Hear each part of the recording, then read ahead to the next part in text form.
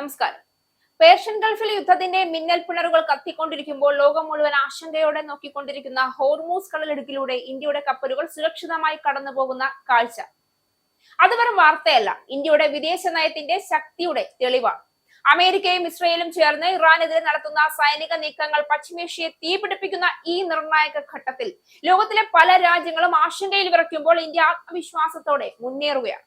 ഇറാനെതിരെ America Israel സംയുക്ത ആക്രമണം തുടരുന്നതിനിടെ തന്ത്രപ്രധാനമായ ഹോർമൂസ് കടലിടുക്ക് കടന്ന് ഇതുവരെ ഇന്ത്യയിലെത്തിയത് 8 കപ്പലുകൾ.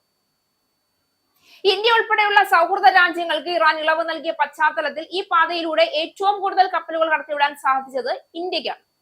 ലോകത്തിലെ എണ്ണ വാതക വ്യാപാരത്തിന്റെ 1/5 ഭാഗവും കടന്നു പോകുന്ന ഈ പാത ഇറാൻ ഭാഗികമായി അടച്ചിട്ടിരിക്കുന്ന സാഹചര്യത്തിലാണ് ഇന്ത്യയുടെ നയതന്ത്ര ഇടപെടലിലൂടെ കപ്പലുകൾ സുരക്ഷിതമായി ഹോർമൂസ് കടന്നത്. ഏറ്റവും ഒടുവിലായി ഗ്രീൻ സാൻവി എന്ന LPG ടാങ്കറാണ് ഹോർമൂസ് കടലിടുക്ക് കടന്ന് ഇന്ത്യയിലേക്ക് എത്തുന്നത്. ഇതിനു മുമ്പ് ശിവാലിക്, നന്ദാദേവി, ജഗ്ലാഡ്കി, പൈൻ ഗ്യാസ്, ജഗ്വാസൻ, BW ടൈഗർ, BW എലം എന്നീ കപ്പലുകൾ ഈ പാതയിലൂടെ സുരക്ഷിതമായി കടന്നുപോയിരുന്നു. ഇതുവരെ 8 കപ്പലുകൾ ഈ അതീവ സങ്കീർണമായ പാതയിലൂടെ ഇന്ത്യയിൽ എത്തിയെന്ന വാർത്ത സാധാരണ കണക്കുകൾക്കപ്പുറം വലിയൊരു രാഷ്ട്രീയ സന്ദേശമാണ് നൽകുന്നത്. കാരണം ഈ കടലിടുക്ക് ഇപ്പോൾ ലോകത്തിലെ ഏറ്റവും അപകടകരമായ കടൽപാതകളിൽ ഒന്നായി മാറിയിരിക്കുകയാണ്. എന്നാൽ സൗഹൃദ രാജ്യങ്ങൾ എന്ന നിലയിൽ ഇറാൻ ഇന്ത്യക്ക് നൽകിയ ഇളവ് ഈ നിമിഷം കൊണ്ട് ലഭിച്ചതല്ല. അത് വർഷങ്ങളായി കൃത്യമായി രൂപകൽപ്പന ചെയ്ത നയതന്ത്ര ബന്ധങ്ങളുടെ ഫലമാണ്. ഇവിടെ ഉയർന്നു നിൽക്കുന്ന ഒരു പേര് നരേന്ദ്രമോദി.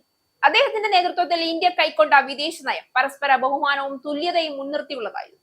ഒരു വശത്ത് അമേരിക്കയുമായി ശക്തമായ സ്ട്രാറ്റജിക് ബന്ധം നിലനിർത്തുമ്പോൾ മറുവശത്ത് ഇറാനുമായി സൗഹൃദം നിലനിർത്താൻ ഇന്ത്യക്ക് സാധിച്ചതും ഈ സമതുലിത സമീപനത്തിന്റെ ഫലമാണ്. ലോകം 2 പക്ഷങ്ങളായി വിഭജിക്കപ്പെടുമ്പോൾ ഇന്ത്യ ഒരു പാലമായി നിലകൊള്ളുന്നതിന്റെ ഉദാഹരണമാണിത്. ഹോർമൂസ് കടലിടുക്ക് വെറും കടൽമാർഗം മാത്രമല്ല, അത് ലോകത്തിന്റെ ഊർജ്ജ വിതരണത്തിന്റെ ഹൃദയമാണ്. അവിടെ ഉണ്ടാകുന്ന ചെറിയൊരു തടസ്സം പോലും ആഗോള സാമ്പത്തിക വ്യവസ്ഥയെ കുലുക്കാൻ ശേഷിയുള്ളതാണ് എന്ന് ഇതിനോടകം തന്നെ ലോകരാഷ്ട്രങ്ങൾ മുഴുവൻ കണ്ടുകഴിഞ്ഞു. അത്തരമൊരു സാഹചര്യത്തിൽ ഇന്ത്യയുടെ കപ്പലുകൾ സുരക്ഷിതമായി കടന്നു പോകുന്നത് രാജ്യത്തിന്റെ ഊർജ്ജ സുരക്ഷയും സാമ്പത്തിക സ്ഥിരതയും ഉറപ്പാക്കുന്നതിൽ നിർണായകമാണ്. ഇത് മാത്രമല്ല, ഇന്ത്യയുടെ നയതന്ത്ര ശക്തി ലോകത്തിന് മുന്നിൽ തെളിയിക്കുന്ന ഘട്ടവും കൂടിയാണ്.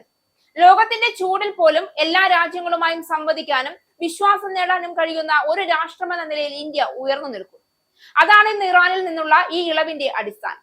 ഈ സംഭവ വികാസങ്ങൾക്കിടയിൽ ഒരു കാര്യമാണ് വ്യക്തമായി കാണുന്നത്. ഇന്ത്യയുടെ വിദേശ നയം ഇനി പ്രതികരണാത്മകമല്ല, മറിച്ച് ദൂരദർശിത്വത്തോടെ മുന്നേറുന്ന ഒരു ശക്തിയാണ്. ലോകരാഷ്ട്രീയത്തിൽ പുതിയ സമവാക്യങ്ങൾ രൂപപ്പെടുമ്പോൾ ഇന്ത്യ തന്റെ സ്ഥാനം ഉറപ്പിക്കുകയാണ്.